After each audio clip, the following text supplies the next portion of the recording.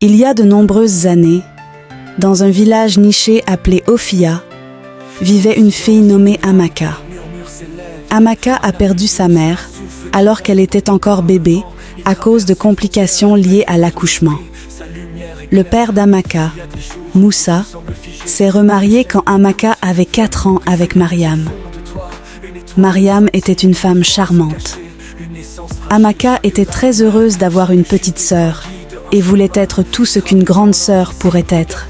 Mais Mariam l'empêchait de s'approcher de sa fille et lui rappelait constamment qu'elle n'avait pas de mère. Amaka pleurait et le rapportait à son père Moussa, qui ne pouvait pas faire grand-chose parce que Mariam avait pris le dessus sur lui. Les années passèrent.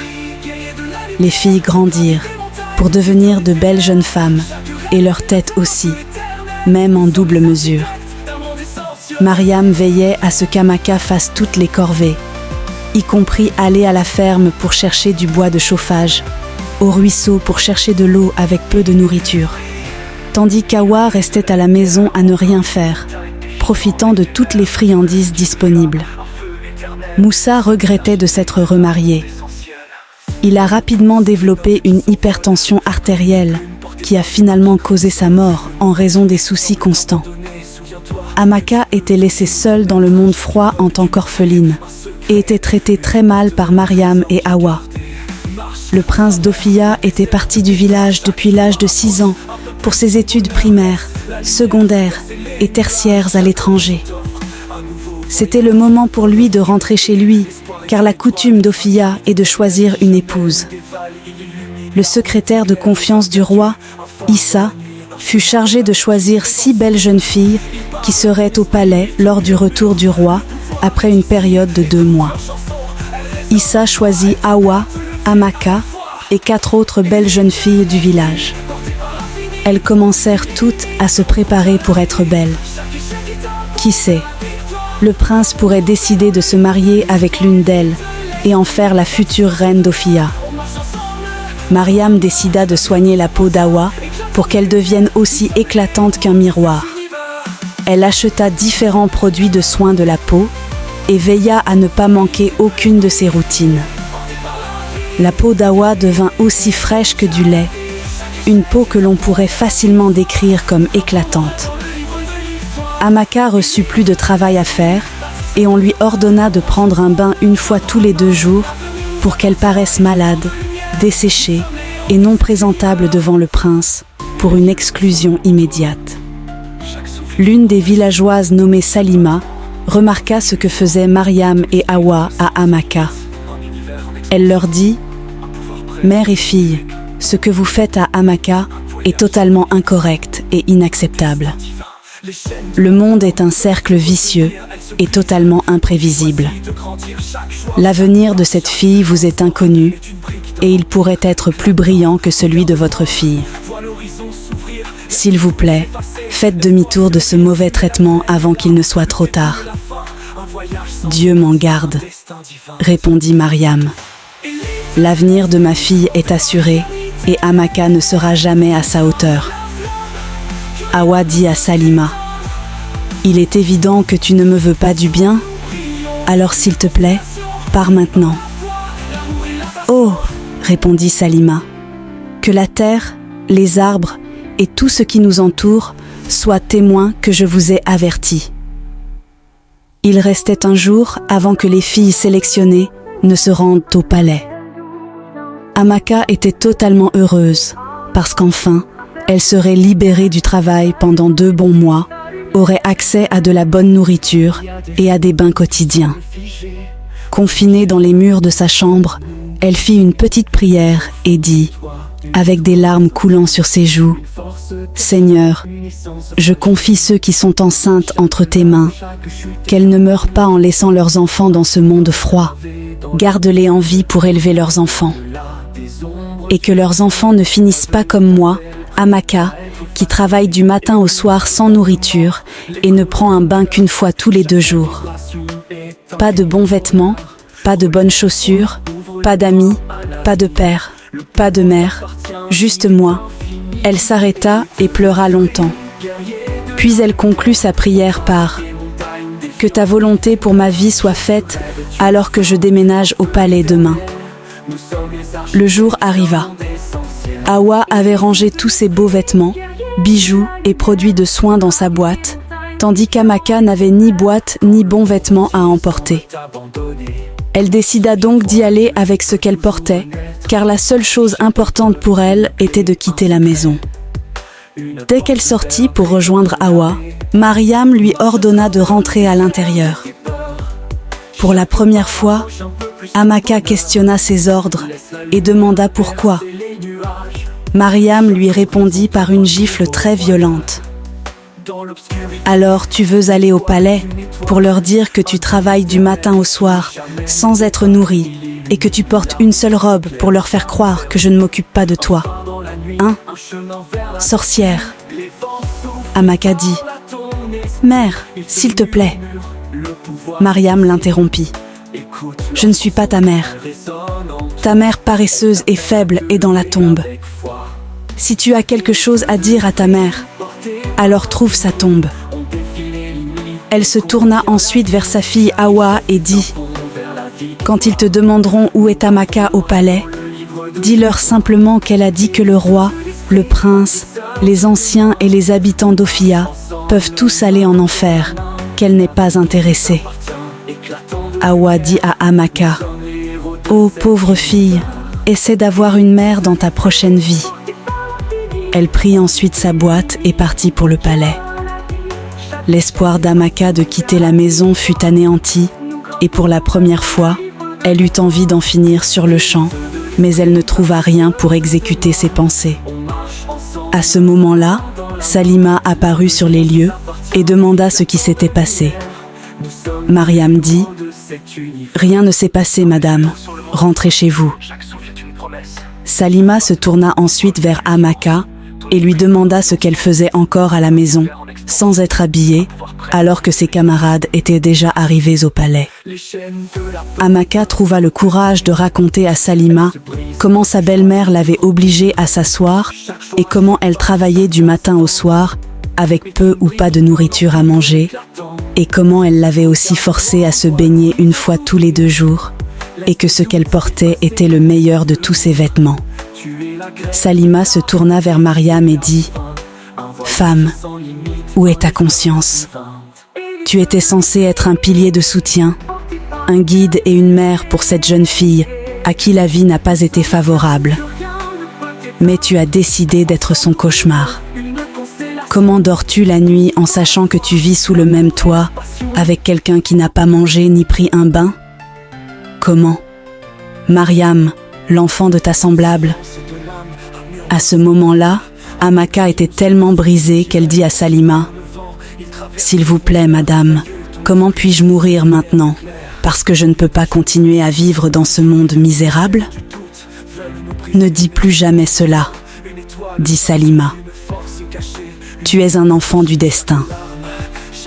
Et peu importe ce que Mariam et Hawa ont pensé faire, tu dois accomplir ton destin. » Elle se tourna ensuite vers Mariam et dit « Si tu ne la laisses pas partir immédiatement, j'irai personnellement te dénoncer au roi. Et Hawa, ta fille, sera expulsée et vous serez toutes deux sévèrement punies. » Mariam n'avait plus d'autre option que de laisser Amaka rejoindre les autres jeunes filles au palais. Elle s'assura qu'Amaka prenait un bain complet et lui donna quelques vêtements de sa fille. Amaka était très reconnaissante et se rendit au palais. En arrivant au palais, la porte était fermée et Amaka frappa doucement à la porte. Le gardien ouvrit la porte et la questionna. « S'il vous plaît, ne me renvoyez pas, » dit-elle. « Ma belle-mère a essayé de m'empêcher, mais d'une manière ou d'une autre, Dieu est intervenu pour moi. » Le gardien dit « Attendez un instant parce que le roi a déjà rencontré les autres invités et s'il vous voit plus tard parmi eux, je serai sévèrement puni. Donnez-moi juste quelques secondes pour en discuter avec lui. » Le gardien alla voir le roi et dit « Votre Majesté, il y a une jeune fille à la porte. Elle dit que sa belle-mère l'a retardée. le roi dit, « On m'a dit que les filles ne sont pas complètes. Vous pouvez donc la laisser entrer. » Le gardien revint voir Amaka dehors et dit, « Tu as beaucoup de chance. Le roi a ordonné que tu rejoignes les autres invités. » Amaka était reconnaissante à Dieu, au moins d'être sauvée des problèmes avec sa belle-mère. Le roi avait ordonné que les filles soient 2 par chambre. Amaka fut donc placée avec Zara. Elle était si heureuse de trouver enfin un foyer en dehors de l'antre du lion où elle était née. Une réunion fut organisée pour que les filles se présentent aux servantes du palais, et Hawa commença, suivie de Zara, Ogechi, Fatou, Ijeoma et enfin Amaka. Le roi n'a pas divulgué la raison pour laquelle il voulait qu'elles soient 2 par chambre. Alors il installa secrètement des caméras dans leurs chambres et à des endroits stratégiques du palais. Une semaine passa et les filles se comportèrent bien. Cependant, leur vrai caractère se révéla dès la 2e semaine. Lors de leur routine matinale, Amaka réussit brillamment car elle était habituée à travailler seule. Hawa était tellement jalouse qu'elle décida de faire quelque chose qui ferait qu'Amaka soit expulsée du palais. De son côté, Amaka évitait Hawa et obéissait à toutes les instructions car elle ne voulait pas avoir de problème. Elle ne restait presque jamais sans rien faire car elle n'avait pas été élevée ainsi. Alors elle se retrouvait parfois à la cuisine pour aider les servantes à cuisiner et à faire la vaisselle. Elle se sentait tellement détendue parmi les servantes et espérait même être employée comme l'une d'elles dès que les 2 mois seraient écoulés. Ogechi était très turbulente au palais et revendiquait une position qu'elle n'avait pas atteinte, tandis qu'Ijeoma couchait avec l'un des gardes du palais et finit par tomber enceinte, ce qui entraîna son expulsion du palais.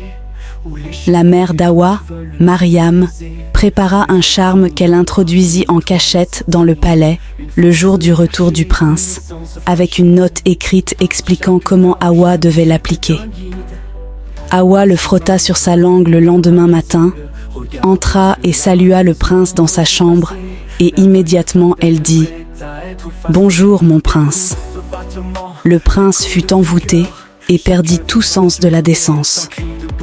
Le même charme fit que toutes les jeunes filles commencèrent à se comporter bizarrement, sauf Amaka, qui n'était en compétition avec personne. Hawa était tellement heureuse que le charme ait fonctionné et commença automatiquement à se comporter comme la reine d'Ophia, donnant des ordres à tout le monde avec le soutien total du prince. Amaka et le chef des gardes du palais devinrent si proches qu'elle lui raconta l'histoire de sa vie. Elle voyait comment les autres jeunes filles se comportaient et comment tout était devenu une compétition de guerre. Et elle discuta avec le chef des gardes du palais de son désir de rencontrer le roi pour lui dire qu'elle souhaitait se retirer volontairement et aussi demander à être employée comme servante au palais. Le chef des gardes dit « S'il te plaît, ne pars pas. Tu es une si bonne fille, une belle jeune fille bien élevée. Si j'étais riche, je paierais immédiatement ta dot pour t'avoir rien que pour moi. » Amaka rit et dit « Tu n'as pas besoin d'être riche pour que j'accepte ta proposition. Si tu me demandes de t'épouser, j'accepterai. Nous travaillerons tous les 2 ici au palais, économiserons de l'argent, puis nous démissionnerons pour construire notre avenir ensemble. » « Es-tu sérieuse ?» demanda le chef des gardes du palais. « Oui, je le suis, » répondit Amaka. « Dis-tu cela parce que tu cherches un moyen d'échapper à ta belle-mère » demanda le chef des gardes. « Non, ce serait passer du feu à la braise, car le mariage est sacré et une décision à vie qui doit être dédiée et humble. Et toutes ces qualités que tu possèdes créeront une atmosphère familiale propice pour n'importe quelle femme. » Juste au moment où ils discutaient, les autres jeunes filles commencèrent leur dispute habituelle et le chef des gardes dut se rendre sur les lieux pour les calmer.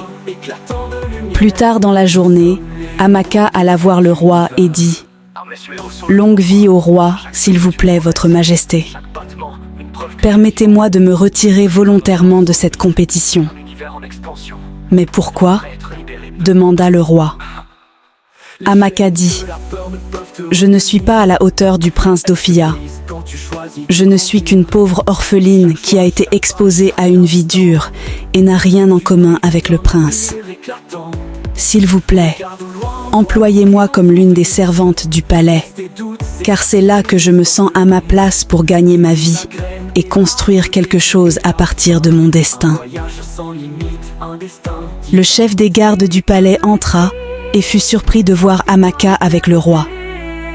Puis le roi mentionna tout ce qu'Amaka avait dit. Le chef des gardes se tourna vers Amaka, surpris, et dit « Je pensais que nous avions discuté de cela et j'avais dit que tu ne devais pas abandonner. » Amaka répondit « Avec la tournure des événements, quelqu'un pourrait mourir ici parce que cela s'est transformé en guerre. » Le roi dit alors « Retourne immédiatement dans ta chambre, je te donnerai une réponse plus tard. » Le chef des gardes plaida auprès du roi pour qu'il n'approuve jamais la demande d'Amaka, car elle était la meilleure parmi les autres jeunes filles. Le roi sourit et hocha la tête en signe d'approbation, car il était pleinement conscient de ce qui se passait dans le palais grâce aux caméras secrètes.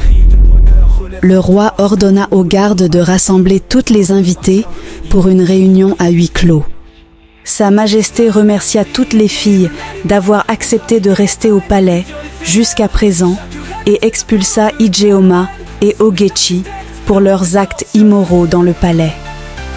Elles nièrent, mais le roi leur donna les dates et les heures où cela s'était passé et dit « Vous ne pouvez pas devenir la future reine avec une telle attitude, car vous apporteriez la honte à la maison royale. » Elles furent accompagnées hors du palais par les gardes du palais, donc Awa, Amaka, Zara et Fatou furent invitées à retourner dans leur chambre. Amaka était déçue que le roi n'ait pas pris en compte sa demande. Elle était fatiguée de tout cela et voulait juste rester avec les servantes pour commencer une nouvelle vie. Mariam se faufila dans le palais et trouva sa fille dans un coin du palais, ignorant qu'elles étaient surveillées par une caméra. Elle demanda « Awa, ma fille, l'envoûtement que tu as fait au prince fonctionne-t-il » Awa s'exclama « Ça marche du tonnerre ». Elle raconta à sa mère comment elle s'était comportée comme la reine d'Ophia avec le soutien total du prince et comment elle avait servi le prince presque toutes les nuits. Mariam, sa mère, dit alors « Tu veux dire que je devrais rentrer chez moi et commencer à m'entraîner à devenir la future mère du prince ?»« Oui, oh maman !» répondit Awa. Elles rirent et Awa dit « Cette fille, Amaka, vivra un enfer sur terre, car elle sera ma servante personnelle quand je deviendrai enfin la reine. » Mariam dit « Un piège tendu est un piège tendu.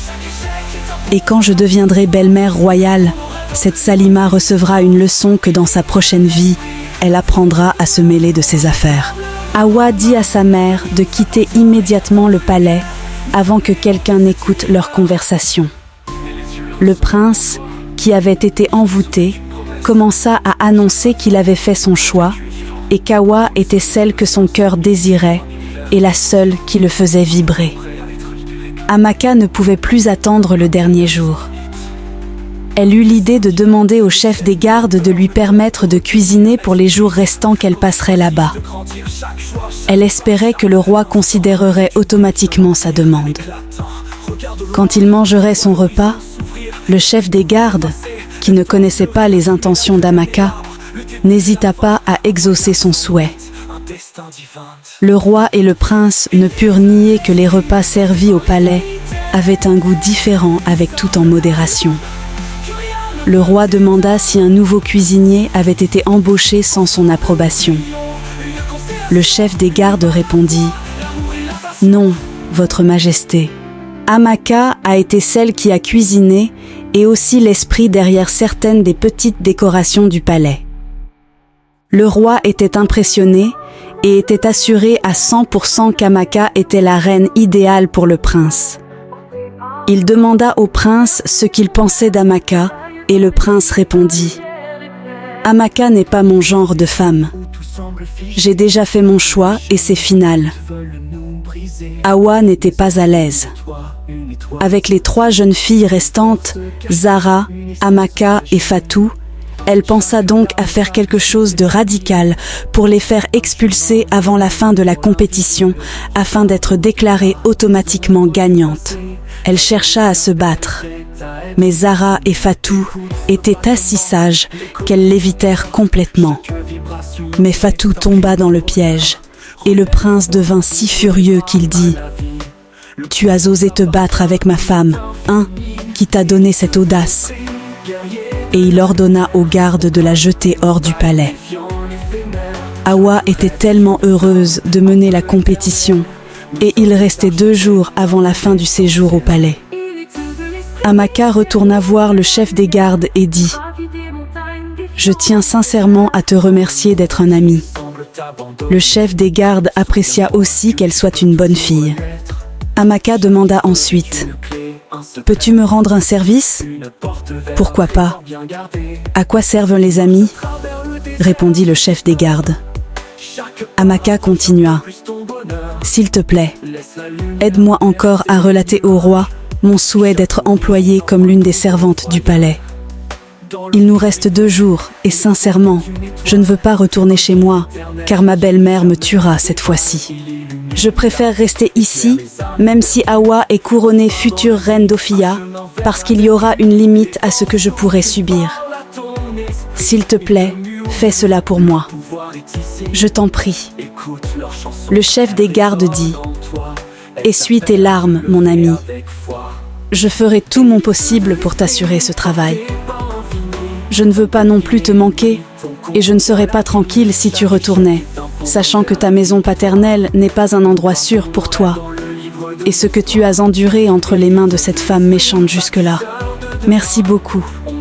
Je promets de ne pas te décevoir quand je serai enfin employée, » dit Amaka, et retourna dans sa chambre. Le jour arriva, et tous les villageois étaient rassemblés au palais pour assister à la cérémonie de sélection de la future reine d'Ophia. Zara et Hawa étaient magnifiques dans leurs somptueuses robes de princesse. Mais Amaka portait une simple jupe et un haut que Salima lui avait donné, attendant juste de commencer après la cérémonie.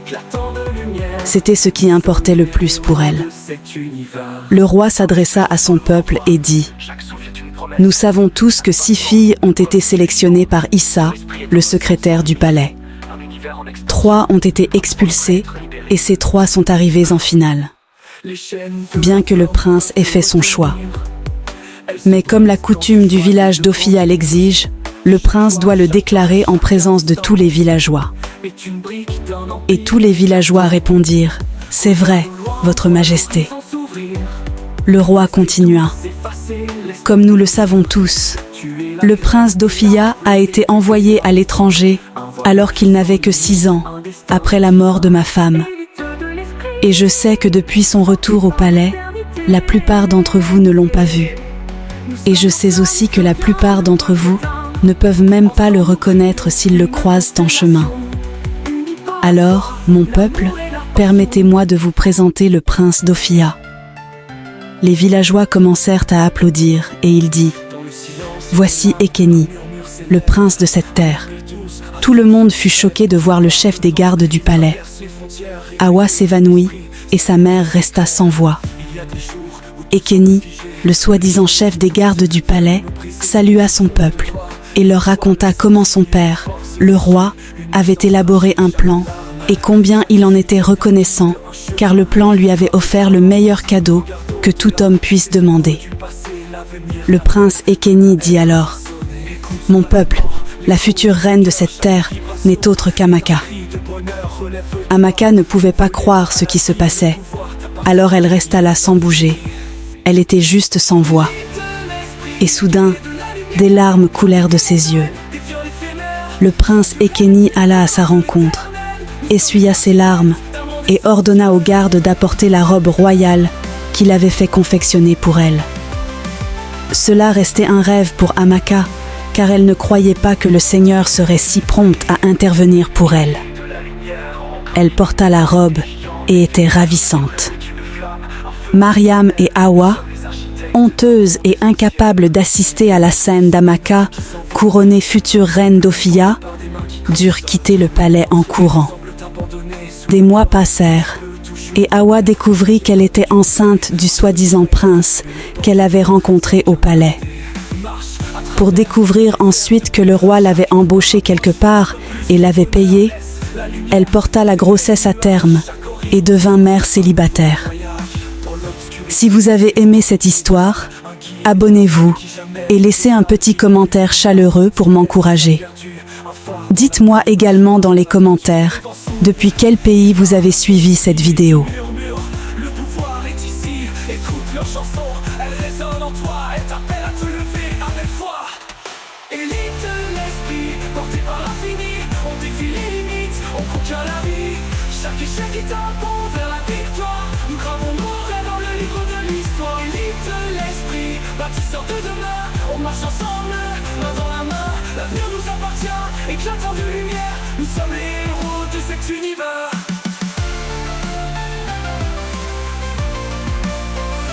De l'esprit, porté par la vie, on défie les limites, on conquiert la vie. Chaque échec est un pont vers la victoire, nous gravons nos rêves dans le livre de l'histoire. Élite de l'esprit, bâtisseurs de demain, on marche ensemble, main dans la main. L'avenir nous appartient, éclatant de lumière, nous sommes les héros de cet univers. Et les yeux ressentent le monde en toi, chaque souffle est une promesse, chaque battement, une preuve que tu es vivant. Ton esprit est un océan sans limite, un univers en expansion, un pouvoir prêt à être libéré, un voyage sans limite, un destin divin. Les chaînes de la peur ne peuvent te retenir, elles se brisent quand tu choisis de grandir. Chaque choix, chaque pas, chaque instant est une brique d'un empire éclatant.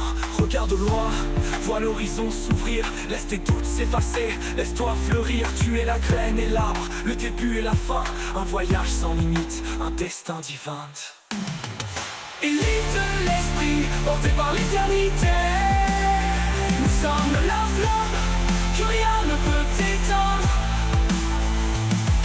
Ensemble nous brillons, une constellation, unis par la foi, l'amour et la passion.